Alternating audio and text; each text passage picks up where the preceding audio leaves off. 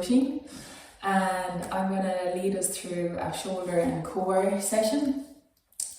I suppose the goal of this session is to progress on from what you learned with Amy in terms of the anatomy of the shoulder and add in some biomechanics to paddling and try and link them together a little bit better. I have some notes so I don't go fully astray. Okay, so the main theme of today is, I suppose, paddling efficiency. So I suppose paddling efficiently looks so different for all of us. So whether you're trying to paddle 2 seconds faster in a 200-meter sprint, or you want to try and paddle for an extra half an hour at the weekend without getting a niggle in your shoulder, paddling efficiently is kind of relevant to us all, even though it might look very different.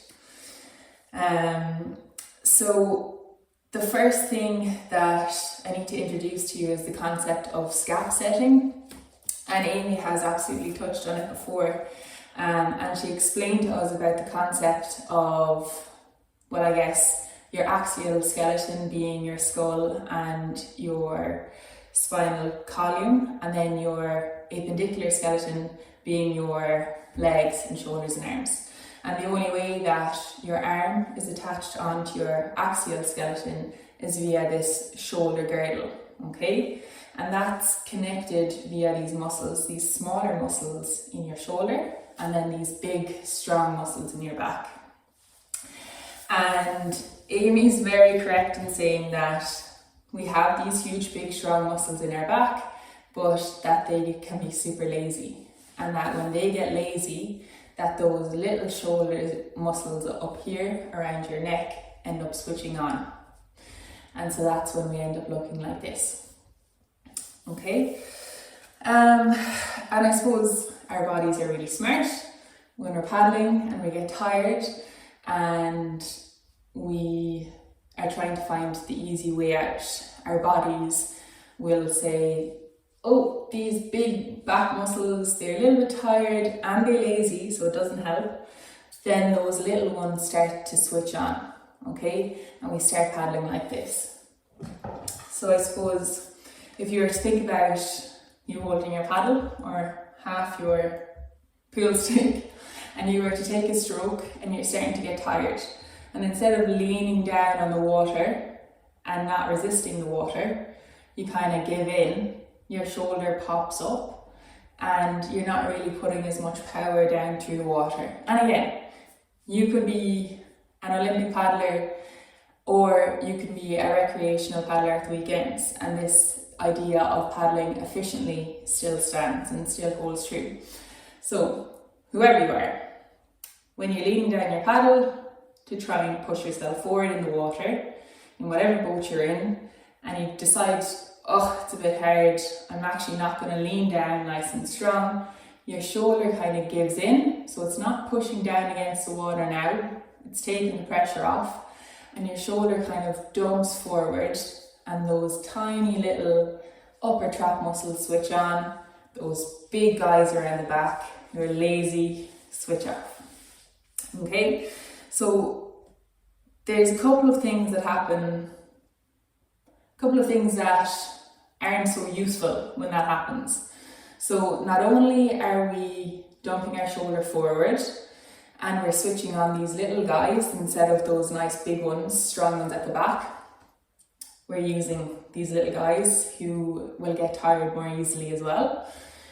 We're also putting the shoulder in the shoulder joint in kind of an unfavorable position. So when your shoulder is dumping forward, you actually have way less range of motion in your shoulder. So even if you try to bring your arms up over your head, you don't have the same range as if you kept your shoulder blades down and set and moved your arms around. Okay, so there's a lack of range, and now you're relying on a lot smaller muscles. Okay, so now we see where the problem may lie in terms of not paddling efficiently and how it links in with the shoulder. So we now have to try and figure out a way of preventing this. And the first thing we need to do is say, hey, big shoulder muscles, you're not allowed to do that anymore. I need you guys to work, okay? So we need to set the scapula. We need to tell those big shoulder muscles around the back of our scapula to stay turned on and to keep our scapula set, or setting our scapula. Okay, so this might be an alien concept. I'm sure that it's a bone on the back side of your body. You can't even see it. You might not have realized that it moves as much as it does, but it can move a lot. Okay, so we're going to try and learn how to set our scapula, and then we're going to try and build on that and include movements that we will be doing within our paddling stroke. Okay, so the first thing we're going to learn about setting our scapula, we're going to look at a scap press up. So you're going to put your 2 hands on the ground, knees are at 90-90. And you guys might be familiar with the idea of just drawing your belly button towards your spine, so you're just protecting your lower back. And what I want you to do is I want you to firstly protract, so just push the ground away, and then you can retract, okay? So protract is pushing the ground away, and then retracting is just pulling your shoulder blades together, okay? So setting your scapula is kind of similar to retracting, so squeezing your shoulder blades together, like I put a pencil in between your scapula and you're trying to hold them together. So the only difference is that instead of just squeezing your shoulder blades together, I actually want you to squeeze them together a little bit, but then pull them back down towards your opposite bum pocket. Okay, so if you can imagine, I'm trying to pull this shoulder blade down to this bum pocket and this shoulder blade down to this bum pocket. Okay, so it's not just fully squeezing back, but it's squeezing back and down. So we're not up here, we're not here, but we're pulling back and down. This guy's pulling down to here, and this guy's pulling down to here. So let's do a couple of them together. So you're pushing away, you're protracting, you're kind of retracting, but then you're pulling back and down to your opposite ass pockets. So push away, pull, set your scapula back and down to your opposite bum pocket.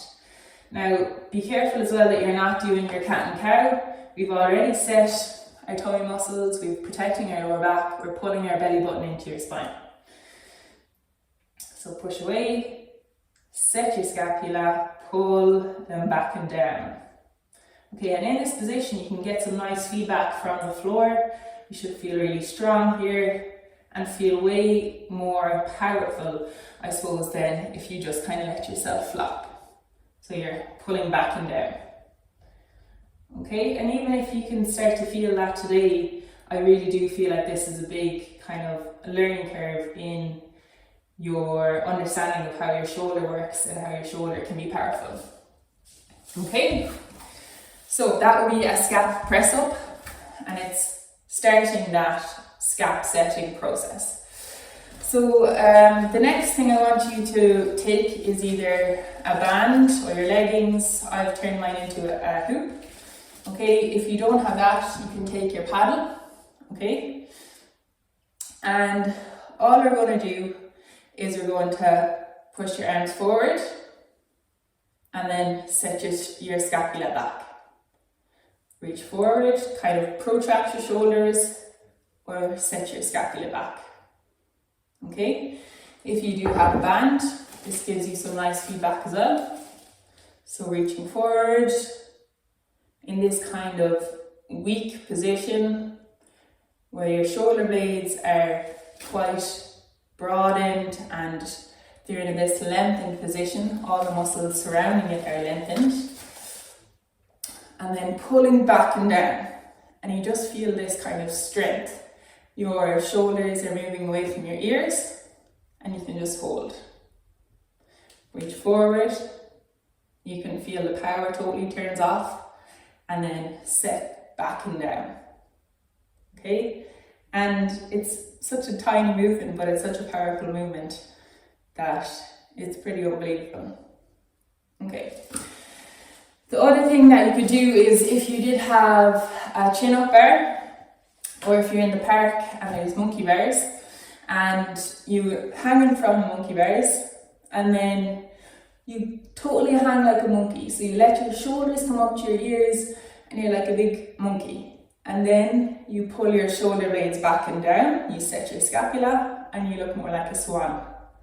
So even, we could do it here, whether you have your paddle or your band. So you're reaching up like a monkey, shoulder or ears and shoulders are meeting, and then you pull away and down, and you have this long neck. And you should be feeling those big back muscles here, pulling your shoulder blades back and down into your bum pockets. Okay, so reaching up, shoulder or your neck disappears, settling down, feeling strong. Okay.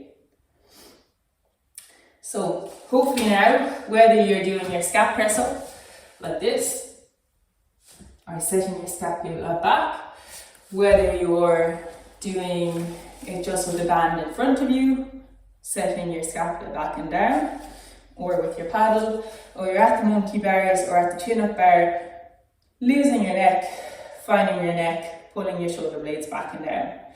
This scapula setting is something that I think we should all be doing before we paddle, and we just kind of train those big back muscles to switch on and get ready to do some work. Okay, so moving on, we're gonna try and strengthen those back muscles so that they get used to doing some work and that they get used to staying switched on and holding our scapula in that correct position so that our shoulder stays in a good position. So we are going to do some of the IYTWs that Amy would have done with us before. So you're going to be lying back on the mat. You're going to be pulling your belly button towards your spine so that you protect your back. Okay, and you're going to do I, and then relax. I need you to really be tuned into what's happening in your body. When you do the I, are your shoulders moving up towards your ears? Are you turning into a monkey? Or are you going to keep your scapula pulled back and down into your opposite bum pocket? Okay, so it's quite a hard thing to do. I don't want to see your shoulders coming up to your ears. I want you to set your scapula and pull them down. At the same time holding your belly button in towards your spine. So it's not as easy as it looks. Okay, in fact we could actually start with the opposite, with the easier version. So we might start with the T. So you're pulling your shoulder blades back and down. So you're setting your scapula. Your neck should feel nice and long but neutral, and your belly button should be towards your spine. Quite a simple movement, but much more challenging than you'd think. And then release down. The next one we're going to do is a W. So you're going to pull your belly button to your spine to protect your back. Your arms are going to come into a W position, or like a 90-90. You're not letting your shoulders rise up to your ears and losing your neck. You're pulling them back and down into your opposite bum pocket. So a little bit harder. And rest. Then we're going to do a Y. So you're going to reach your arms forward. This is when it's so easy to let your shoulders dump forward and your shoulders come up to your ears, like a monkey. So we want to keep our shoulder blades down, squeeze them down into the opposite bum pocket, keeping your back protected by pulling your belly button to your spine, and rest. Okay, if you feel like that's a challenge in itself, don't even try to come up to an I, because it's even harder.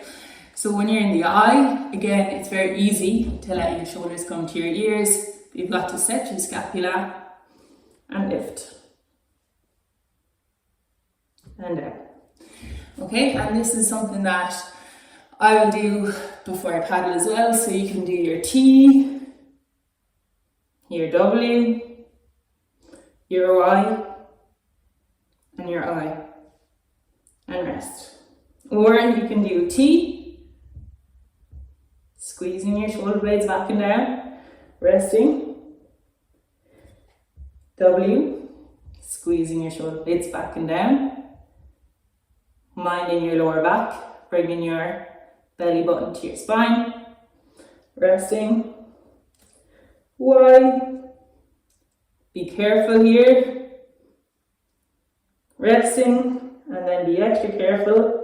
Don't lose your neck. Set your scapula for an I. And there. Okay? If you want to go mad altogether and that's far too easy, you can take little weights and put them in each hand. But if you really aren't comfortable setting your scapula first, then I wouldn't be progressing to little weights in your hands until you're feeling ready. But if you are, load it up with weights, but keep on top of your form first, because you don't want to be just using these guys up here. Okay, totally defeating the purpose. So we've got our scap setting under control, and now we've started with our I, Y, T, Ws to try and strengthen the muscles around it while keeping the scapula set. The next exercise is called a lift off. So you're going to get your leggings or your band in a circle. Ideally you'll be doing it against the wall, but I'll just show you just for the camera purpose. So I'm facing the wall, ideally a bit closer. I'm pressing out into the band so that my arms are parallel. And my hands should be wider than my elbows, okay? So I shouldn't let my hands come in, I should be pushing out so my hands are wider than my elbows, okay? I'm not coming up here like a monkey. I've got to pull my shoulders back and down, setting my scapula. I have a long neck like a swan.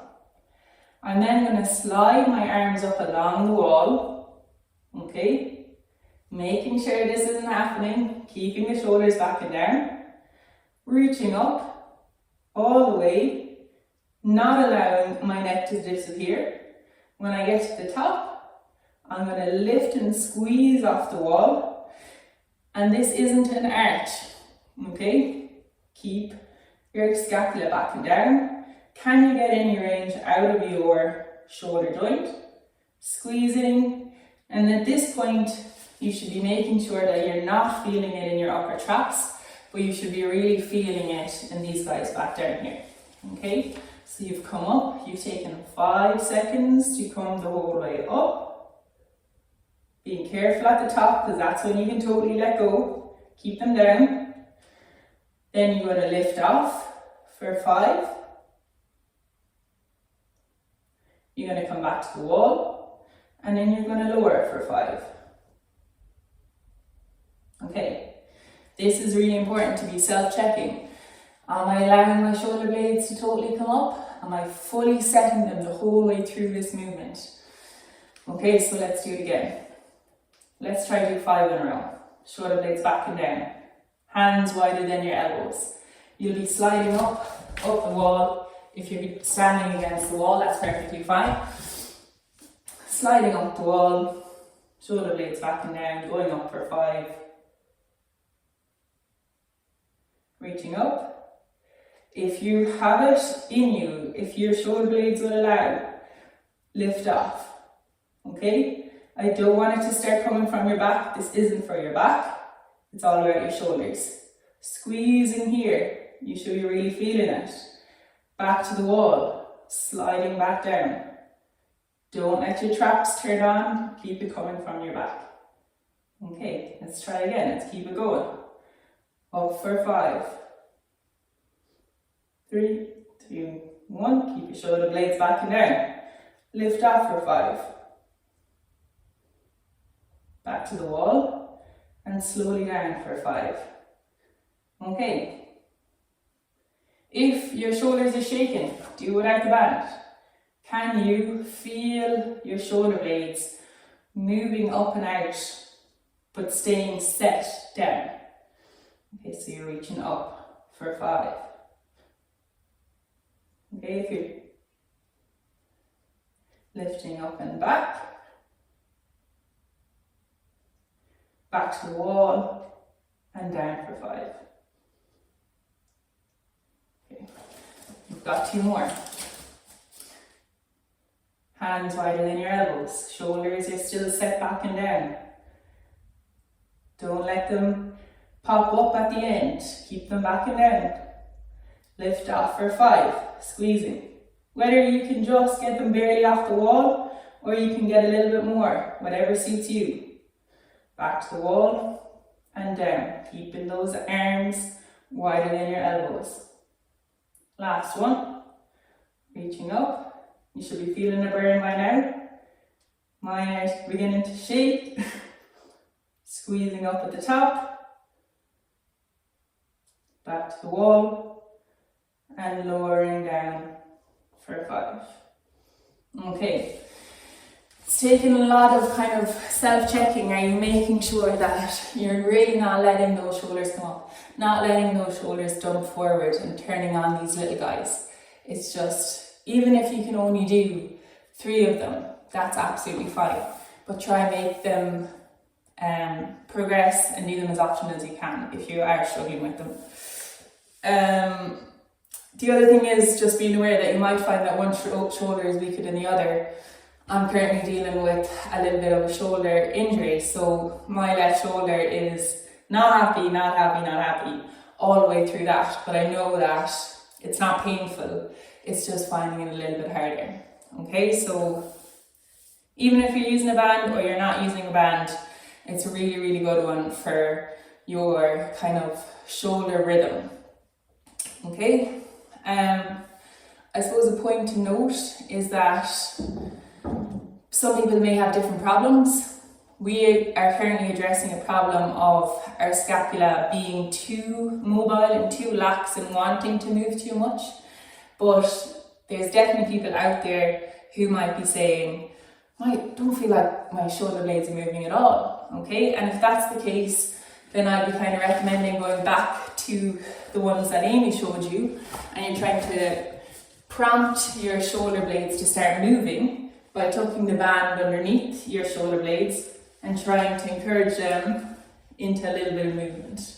Okay, so you might go back and revise them, or you might get someone to kind of touch the inside of your shoulder blade and try to push it out with your arm as it comes up and over your head. Okay, so you might just need some tactile feedback to get your scapula starting to move. So just to be aware that you might be on the total opposite end of the spectrum. You might not have any problem with your scapula wanting to move and be lazy, but you might need to actually get it to start moving and start doing some work. So I'm just conscious that other people might have different problems. So that's definitely something to consider. Okay, the next one, we're going to kind of start bringing in a bit of a paddle relevance. So we're going to face against the wall, and whether you have a physio ball or a soccer ball, it's okay. You're going to sit away from the wall like you're in your boat, and your knees will be bent slightly, and whether you have a physio ball or a soccer ball, it's okay. I'll show you a couple of different ways of doing this, and hopefully you'll be able to get one of them to work for you. Okay, so you're going to put the band under the ball of your foot. You're going to firstly feel what setting your scapula is like.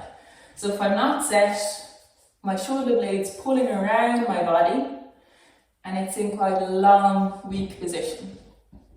But if I set my scapula back and down, it's locked in, okay, and it's feeling strong. So then I'm going to put this ball here. I'm going to push through the ball with my right hand, and I'm going to almost initiate like a paddle stroke. So I'm pushing and rotating. Okay, you might even bring in your legs if you use your legs into paddling. Okay, so I'm pushing through the ball and rotating with my left hand. So important again, before you do any movement, you can set your scapula. You're going to be pushing through your right hand, rotating to your left, keeping your scapula set. Okay? You don't have to bend your elbow, you don't have to move your shoulder, as long as it's set. So pushing through your right hand, I'm actually pushing through my left leg, okay? And rotating, okay?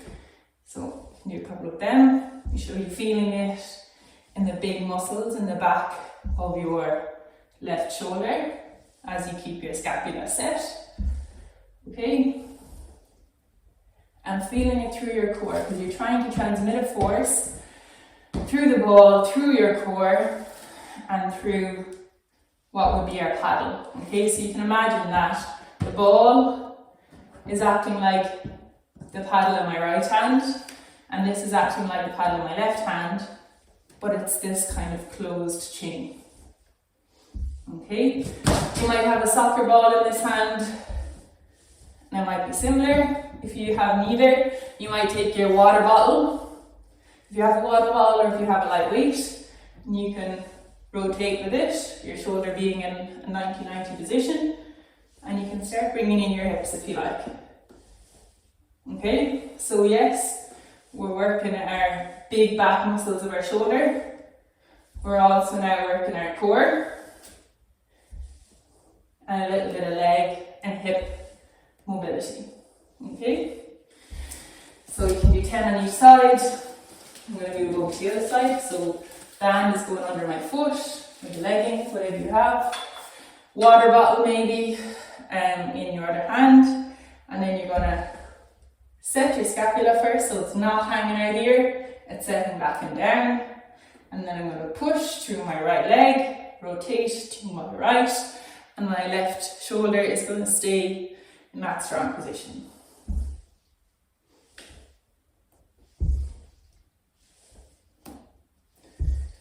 Okay, if you are using the ball, that's okay too. You might have the ball in this hand here. I'm just conscious you might not see anything.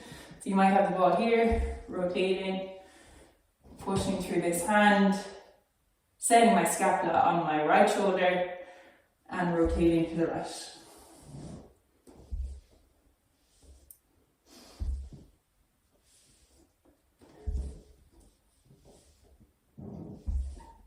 Okay.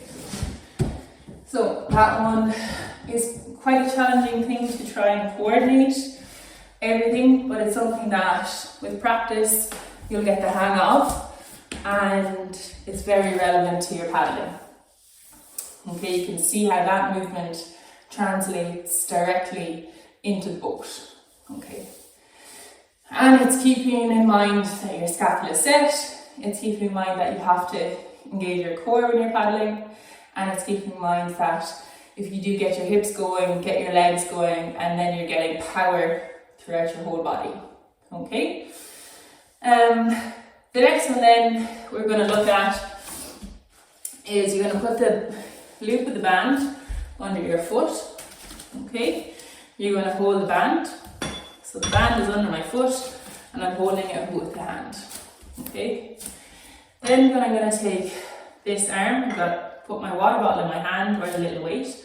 Okay. I'm going to bend the leg that my band is under, and then I'm going to switch. So I'm going to push my right hand, or pull my right hand, push my left hand, and I'm bending that left leg. Okay? So I'll show you from the side. I'm going to be pulling with my right hand, pushing with my left hand. I'm going to be pushing through my right leg as well, because that's what happens when you paddle. Okay, again, tuning into your scapula. Is your shoulder hanging down? Is it coming up to your ear? Or is it set back and down? Okay? So you're not really doing any pulling of your shoulder. It's just making sure, is your scapula set?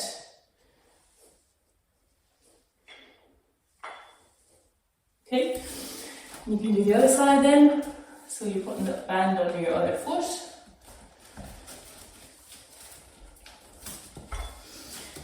Okay, So I'm going to be starting off with a bent knee under my band, a straight leg under my water bottle arm or my weight arm, and I'm going to set my scapula, and then I'm going to rotate. Good, you can put a bit of a bend in your elbow if you like, or you can just focus on your scapula, pulling it back and down.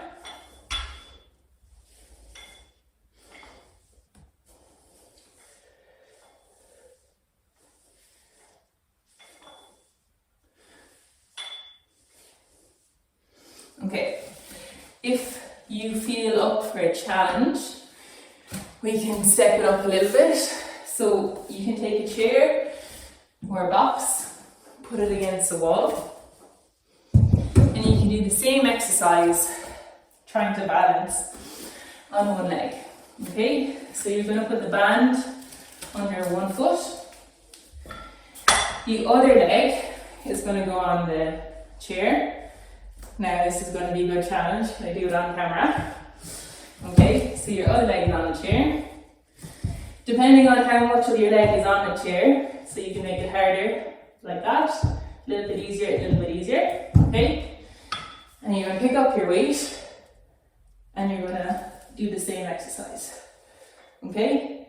So you can do it with a straight arm, or as long as your scapula is set, you can bring in a bend. Set, rotate. Set, rotate. Okay? And the same with the other side.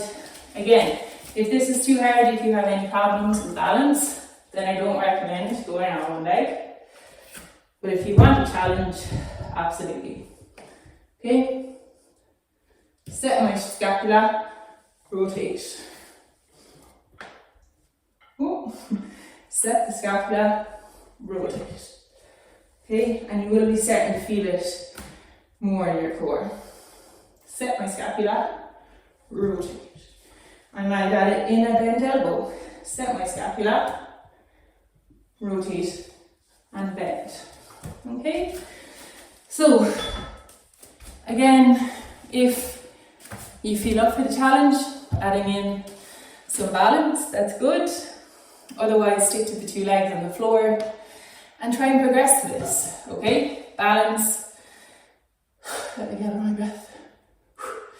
Balance is important in paddling because we're sitting on top of water, and if we are challenged too much by our balance, then we end up losing energy trying to stay balanced.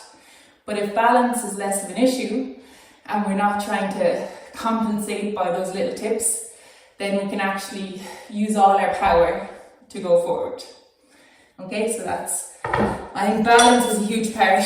This workshop is shoulder and core, and I don't believe that core or having a strong core is about having a six-pack. I think it's more about, can you do the activities that you want to do with a really good balance and with everything set and in a powerful position and not being like a bowl of jelly in your boat. Okay, so the last thing we're going to do is we're going to do a little bit more core work. So we're going to be on the floor, and you're going to have your paddle in your hand, and we're kind of going to do a variation of a V-sit. Okay, so I might actually turn sideways for you guys. So you're going to hold your paddle in your hand, okay? And I suppose what we could start off before we do that is just, can we lie back? Can you pull your belly button towards your spine? Okay, and can you lift your legs up off the ground without creating a big arch in your back? If there's a big arch in your back, you've got to be focusing more on pulling your spine or your belly button towards your spine. So it's like I put a €50 note behind your back and you don't want me to be able to steal it. So squeeze your belly button towards your spine. Can you lift up and lower down? Okay? If that's a challenge, then stay there, okay? Can you hold it and lower down? Okay, that's step one. If that's enough of a challenge, then stay there. That's absolutely no problem. But if you want a little bit more of a challenge, the next thing you could be doing is lifting up and down. Lifting up, one leg is bent and the other leg is straight and down. Okay, up. Keep drawing your belly button towards your spine. Keep your palms facing up and down. Lifting up and down. Okay, pointing your toes away, fingertips away. Keeping your chest open. We can actually set our scapula as well if we like. Pulling your scapula down to your opposite ass pocket and down and up. Down. Okay. Now, if you want, you can take your paddle. And what you're going to do is, you're going to bring your belly button towards your spine, so you're minding your lower back. You're going to have a bent arm and a straight arm like you're paddling. Your bent arm is going to be the same as your bent leg, and your straight arm on the same side as your straight leg. When you're ready, you're going to sit up and switch. Okay? And then you're going to come down. So straight arm, straight leg, bent arm, bent leg. Then you're going to sit up and take your paddle stroke with you. So back. Sit up and back. Sit up and back. Okay, and then we can do the opposite leg. So bent arm, bent leg, straight arm, straight leg. Okay, when you're ready, you're taking your paddle stroke and sitting up, switching legs. Coming back. Take your paddle stroke, sit up, switch legs. Reset.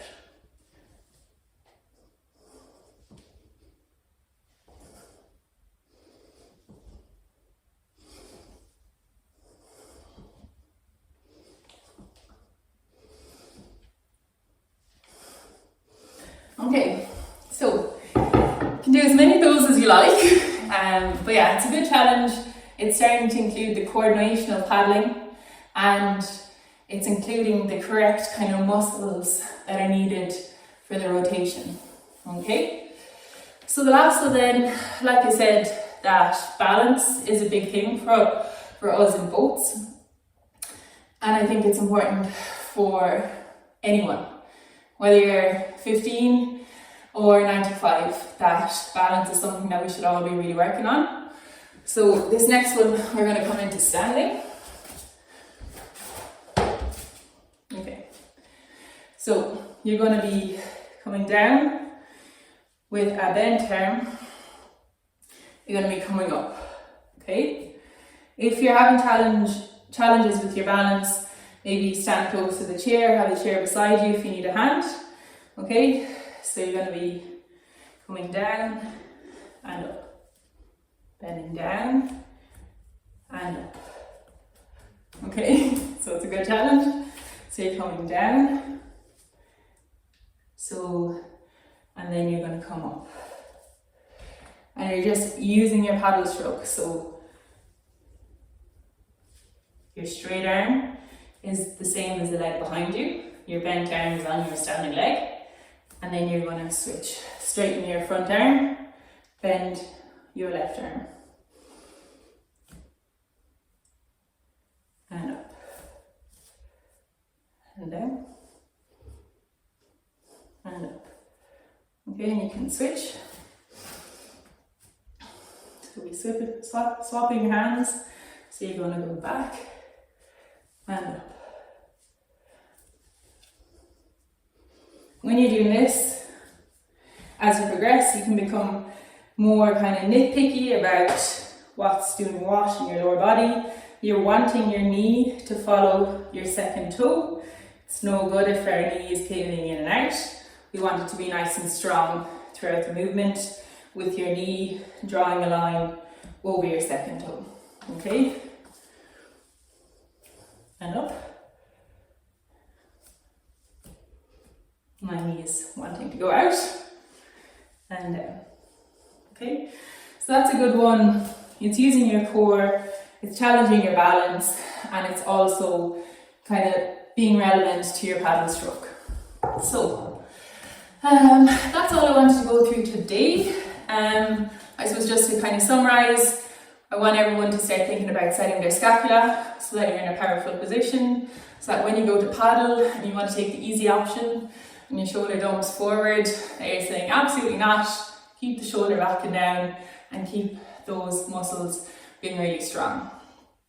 Okay, I think that what I like to liken it to, if you let your shoulder dump up and dump forward, it's like breaking something in half. You start to lose the power. Whereas if you can keep your shoulder back and down, then you have this strong chain from the back all the way to your hand. Hi, Roisin. Hey, how are you? So there's a good few people just sending in messages saying well done and serious exercises and all of that. So there is a question around if like what kind of pain you need to stop with and when to keep going, if that's one you can answer. Yeah, I suppose if pain usually isn't a great thing, but like if you were to rate your pain, I suppose out of 10, and if it was any greater than a 4 out of 10, I'd be thinking about stopping. But I think like you'd need to ask yourself, is this pain or is this discomfort? And if it's discomfort and fatigue, then it's something that you can push through. But if it really feels like no, this is painful, this is worse than 4 out of 10, then I'd be kind of recommending to stop or to try and regress the exercise a little bit. So there's like options there. Nice. Well, hopefully that answers that. I have another question here just asking, how often do you do these exercises? Yeah, so I would do these exercises at least once a day, or before I paddle. I have had been doing them more recently. As I said, I had a bit of a shoulder niggle and I actually was doing these exercises 3 times a day. So I do think repetition is important, and if you do have kind of a shoulder niggle and you feel like it's a strengthening problem, or if your physio said it was a strengthening problem, then 3 times a day, but at least definitely before you go for your paddle, and just kind of get those muscles geared up for doing some work. Nice. Someone else has asked if they'll get a European medal if they do these exercises. So what do you think? They'll have to compete against you, won't they? I know, yeah. It's a good start. It's definitely a good base to go off. Yeah, that's can't be guaranteed though. Nice. And then someone has asked, is a rowing machine useful for kayaking as well? So like rowing machines, funny, I actually just tried rowing for a little while there when I came back from Europeans and Worlds, just to try something new, and rowing is all legs, which I didn't realize. I was like, rowing boats, I can do this is fine, but it's really leg dominant. The one thing that I found that transitioned well was like power been generated in your legs through your body and up to your shoulders. Like there's this kind of a chain of power that is in rowing that you're pushing through your legs. It's got to be solid through your core, and then you've got to be able to finish it off with your arms. And paddling is similar. When you start to push through your legs, that you're pushing through your leg, you're rotating through your core, and you're finishing it off with your shoulders. So I do think there's a good link, and I do think especially in the dark mornings and evenings, if you can't get out on the water, that rowing is like great kind of thing to do instead, you know. So hopefully that answers that question. We have another question in asking, how many repetitions per exercise should you do? That's a good question. So I would say as many as you feel that you're getting kind of a workout from it. So say for example like the lift offs, I would be doing 5 in a row, resting, and then doing up to 4 sets. But for the other movements, like the pull and push ones, I could be doing like up to 20 on each side. It's just whichever ones you feel are more challenging, then you kind of adapt the repetitions to suit you. So if you're feeling it really easy, head away with the reps up to 20 on each side. But if it's more of a challenge and you need to do it slowly, properly, and think about setting your scapula, think about doing it right, then I would bring down the reps. Like for those lift offs, I'd be doing 5, but doing them really, really well. And then you can do like 3 sets through. Thanks. I don't know if I'd be doing 20 of any of them anytime soon. Oh, that's a great one. Someone asked a question that's slightly more mental than physical. So maybe they're talking about physical. It says, where should your head be when paddling? So I'm not sure which way to interpret that. Maybe your actual head physically. Yeah, so I heard actually I was in the US on a day one, but I was paddling out there, and someone told me to like look up and over the fence when I'm paddling, and it just makes you sit up and kind of with a proud chest. So definitely your head should be stacked over your body. I think a lot of people when they get into boats kind of lean back a little bit, and you're almost like in a V sit in your boat, which isn't like a sensible position to be in or a stable position. So try stack your head over your spine and over your hips. And then I always say to myself, look up and over the fence, and it just kind of sets you up nicely.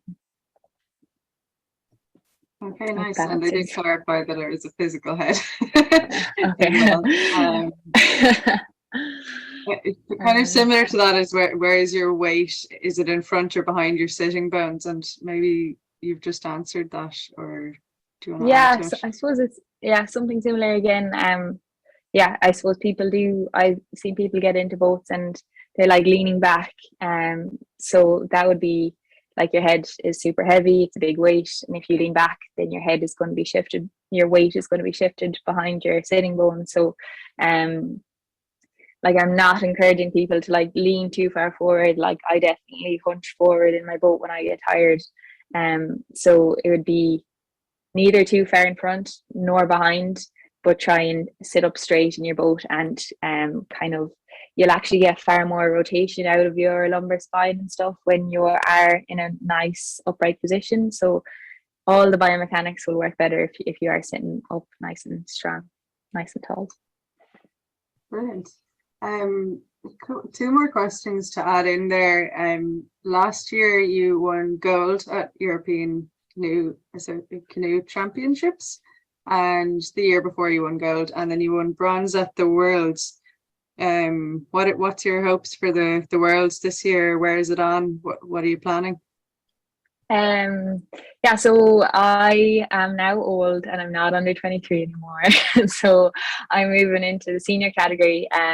So I suppose, for me, this year I'd really like to try and get on the European senior women podium. At Worlds, although it was Worlds in terms of like the European rankings, I was the 3rd senior woman. So that was a nice kind of reassurance that hopefully this year that I might be like in that direction. So that would be a big goal, and that would be unbelievable. And then for Worlds are in Australia in November. So hopefully I'll get to go there. And again, I'll be a senior lady. So I think in the top 10 in the world in the senior ladies would be unbelievable. So they're the goals for 2023. Real small. We'll all be cheering you on. Last question then for you. If someone here wanted to try out ocean racing and hadn't done it before, where would they go about getting in touch, or who would they contact? Yeah, so challenging question because we don't have loads of boats, but I know for a fact that Dave Pringle has boats that he's willing to like kind of rent out or help people with. I know Ty DeBarra runs the Metal Man club, and he also has got boats to rent out, and like I'm part of the ocean racing committee, and we did a women's only day last summer, and he actually was able to kind of give a few boats, rent them out for the day as well. So hopefully this year we'll do the same. We'll have more women on the water kind of ocean racing days. And I suppose if you have a particular interest and you're looking for more information on how to get started or where to get a boat, just drop me a message and I'll absolutely happily kind of give you a hand getting organised. Yeah, brilliant. And if anyone hasn't got Roisin's email, you can email me and I can forward them through. I'm conscious not to give out your personal email to everyone on the recording, but yeah, my email is emer@canoe.ie, so EMER @canoe.ie, and I can forward any messages onto Roisin or the paddle or the Ocean Racing Committee. Ocean Racing, yeah. Okay, perfect. I don't think there's any more questions in. So thank you so much for coming on. Again, Roisin is a medalist in ocean racing under 23s, hopefully going to be another medalist, Bridge the Gap ambassador, and all around just a really cool person. So thank you, and hopefully you guys will be reloading this recording to train on a weekly basis, and we'll have lots of strong paddlers out there. Thanks so much, Emer, and thanks everyone for coming.